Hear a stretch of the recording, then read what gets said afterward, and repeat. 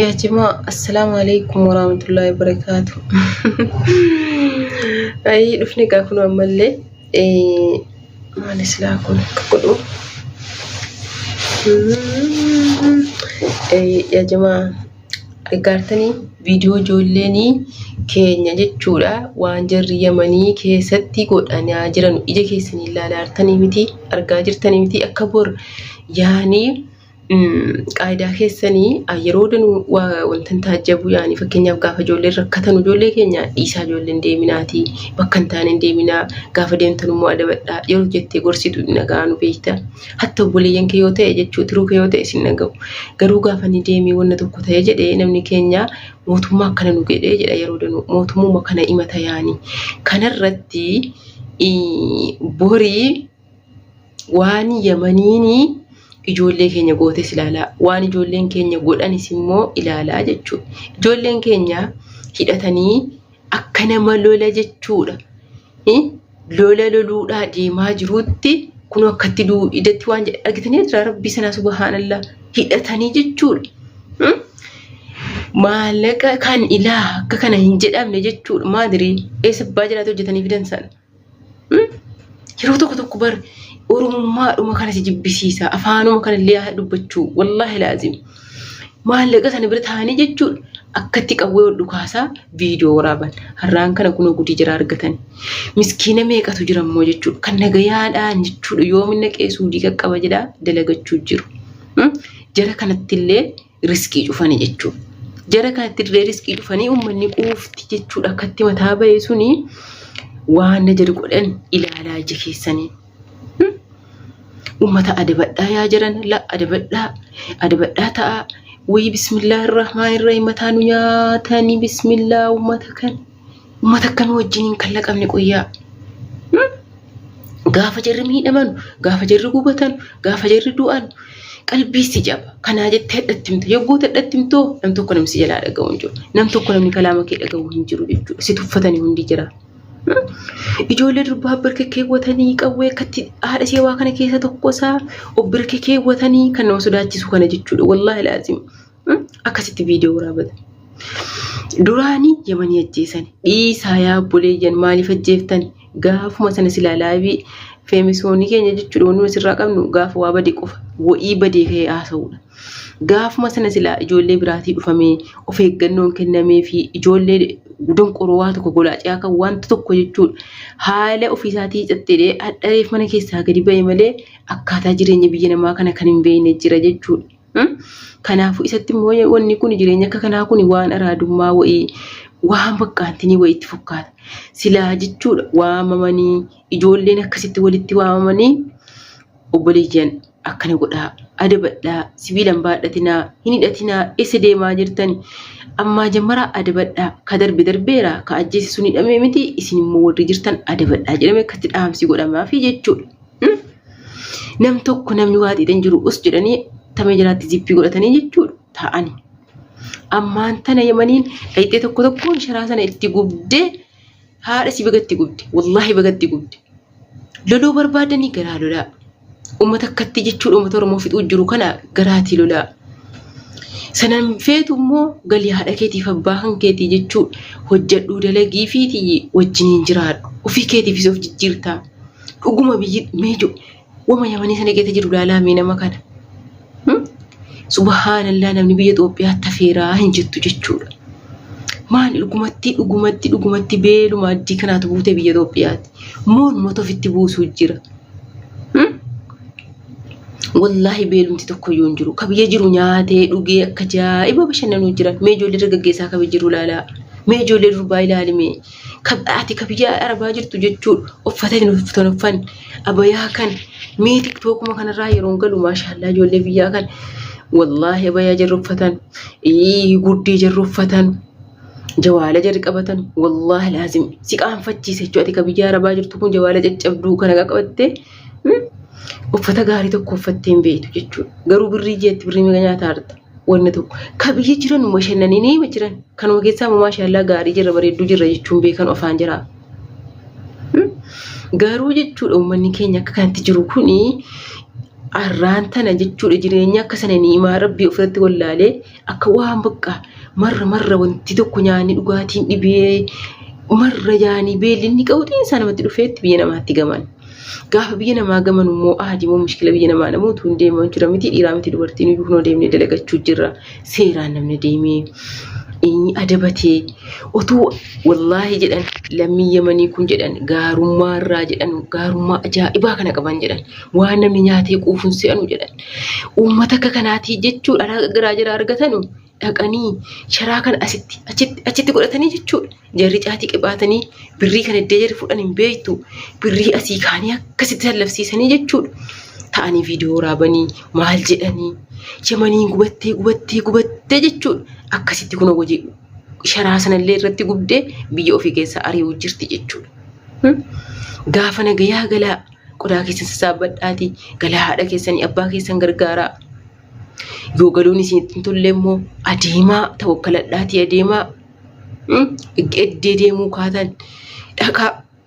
namni si jalaa dhaqabu hin jiru. Adabadhaa immoo ta'a biyya namaa kana keessa wallaahi tu jirri adabatanii adabaan jechuudha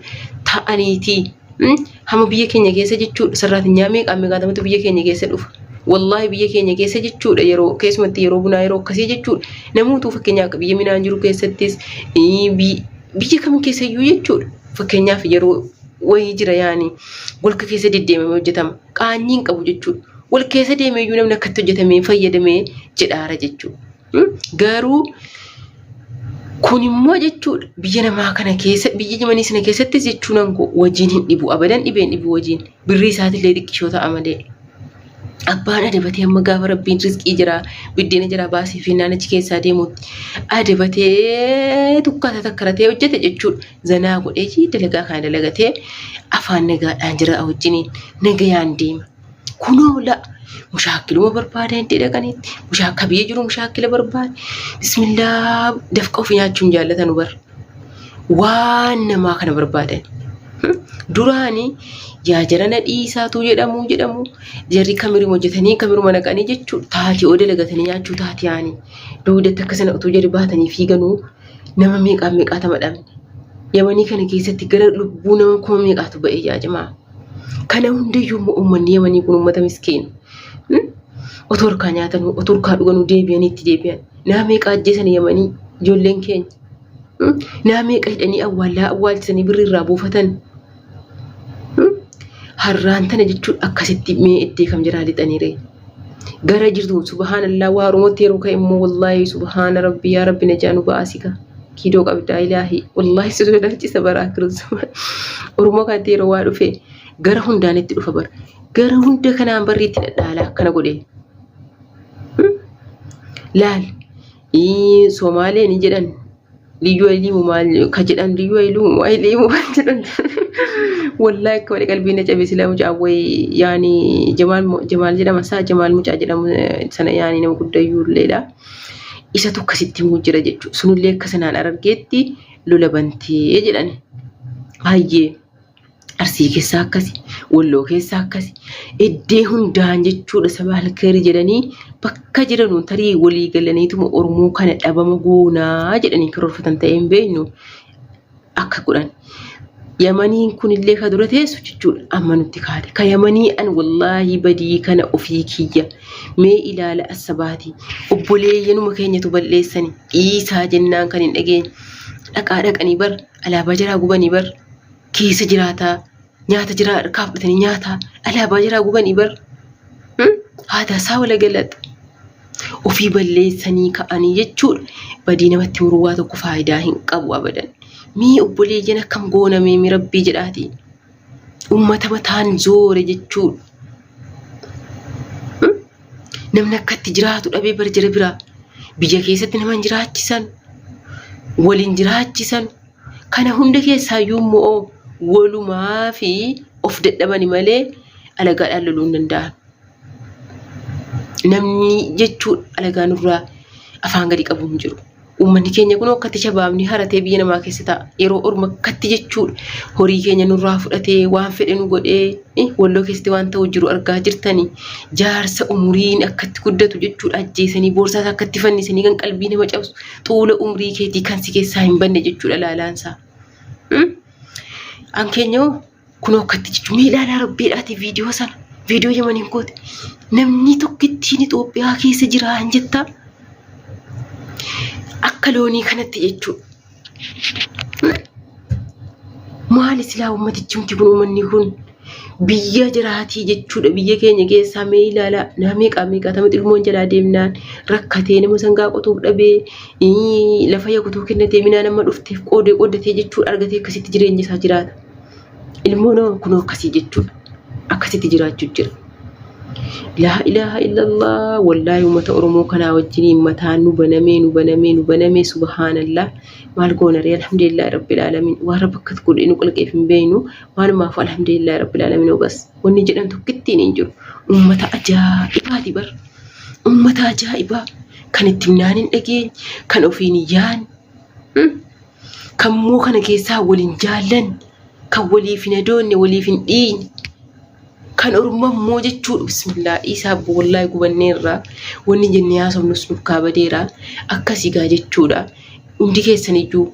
warra obboleeyyanitti qabdan namni aalichi qabdan namni hiyyaachi qabdan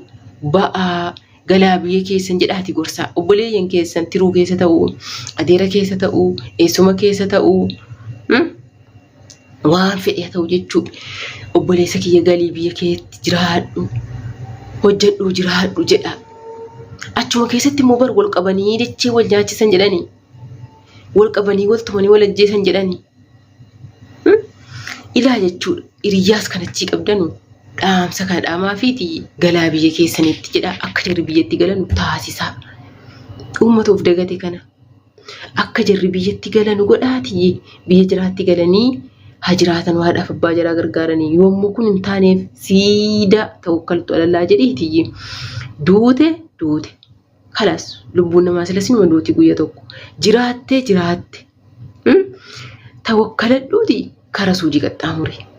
deemi suudii tawakkalattee hin deemtu taanaan muqatti taakottu gara biyyaa deebii jedhaati wallahi namni ergaa qabdanu an silaa nama tokko hin beeku riyaa sin qabu obboleessa sin qabu aalii tokko sin qabu garuu immoo jechuudha kunumti obboleeyyan kiyya jechuudha tiruu kiyya